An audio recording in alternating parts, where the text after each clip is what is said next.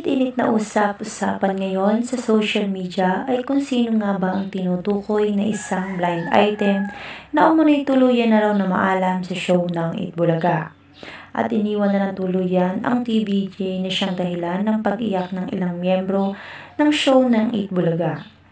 Bagamat ay panalo ng TVJ ang kanilang rights para sa paggamit ng pangalan na Itbulaga, ay kinalungkot naman ng buong miyembro ng show ang isang biglaang paglisan ng isang mahal nila sa buhay. Hindi daw matanggap ng TVJ kung bakit ngayon pa raw ito umalis sa kabila ng kanilang tagumpay. Halos ilang dekada nang nagpapasaya ang TVJ sa maraming manonood. Madami na ring pagsubok ang kanilang nalampasan.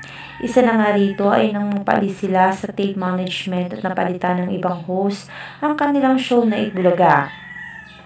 Ngunit kahit lumipat sila ng tahanan, kahit saan man ito'y makarating ay tanging TVJ lang talaga ang dapat na mag-ari ng show na Itbulaga.